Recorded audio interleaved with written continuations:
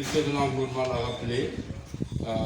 Je crois que cette initiative a l'onction du président de la République qui avait demandé à l'époque de créer un comité qui impliquerait les autorités administratives et ministérielles. Bon, je voulais quand même dire ça à Baba, je n'ai pas été convoqué à ce comité, bien que j'ai participé à l'audience, le président m'a fait venir. Ma présence pourrait être utile dans le sens de répercuter immédiatement un certain nombre de problèmes.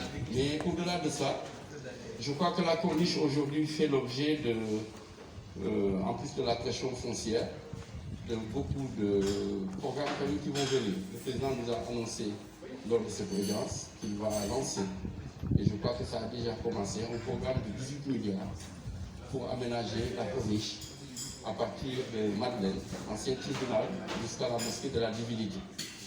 Alors donc, ce qui serait intéressant, c'est qu'effectivement, que le collectif puisse être intégré dans le comité technique. Non seulement ça, il y a d'autres travaux qui vont arriver. Il y a un projet qui va être lancé sous peu pour l'assainissement du Grand Dakar. Vous savez, le système d'assainissement à Dakar, c'est 3 parties. Il y a le Grand Dakar, et puis ensuite il y a la zone un peu intermédiaire Koloban qui descend jusqu'à vers Yoff, et puis ensuite il y a le système intégré de Cambérène. Alors le Grand Dakar n'a jamais été changé. Et vous savez que l'émissaire qui va de Far à Anne a créé beaucoup de problèmes il y a 2 ans. Il y a des maisons qui se sont affaissées. Donc ça aussi, ça va être construit. Et puis il y a un gros programme qui va être lancé pour mettre à niveau le système d'assainissement du Grand Dakar. C'est tout ce que les colons ont laissé ici à l'époque. Mais donc tous ces travaux nécessitent qu'il y ait une structure qui fait le lien pour que les questions environnementales, les questions d'occupation des sols puissent être prises en compte. Puisque les entreprises, de toute façon, ce qui les intéresse, c'est peut-être de faire le travail de partie. C'est pourquoi je pense que votre collectif a bien sa place dans cette commission pour pouvoir gérer ces questions-là. Donc je me réjouis d'être là. Et je pense que l'année prochaine, peut-être que nous devons travailler à impliquer le monde scolaire.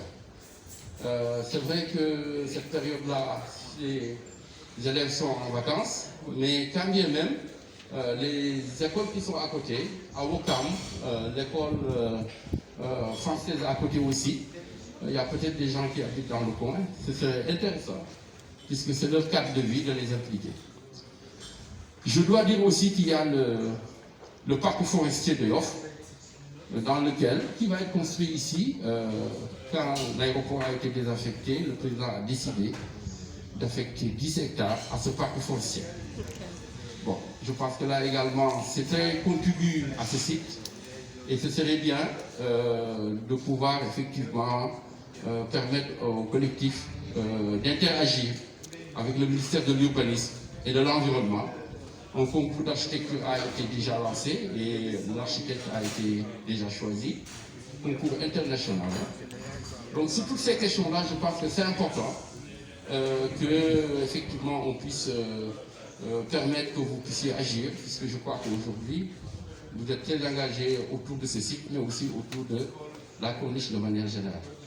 Et je me rappelle qu'à l'époque, je disais que ce serait pas mal, entre ce parc forestier et le phare des Mamelles ou bien le monument de la Renaissance qui est à côté, qu'on puisse imaginer un téléphérique qui va faire la navette, qui permettrait non seulement d'avoir une belle vue sur notre niche et l'océan, mais éviterait également que le trafic automobile puisse un peu polluer le site. Puisque en ce moment, on pourrait interdire l'accès des véhicules et seulement y accéder au parc par le téléphérique. Donc je suis là aujourd'hui, je rends compte au président dès le début de l'initiative. Et je voudrais dire également que cette année, l'arbre symbole qui a été choisi, c'est le Khaya sénégalensis, qu'on appelle le Khaï. Arbre très connu, très majestueux à l'entrée de Thiès.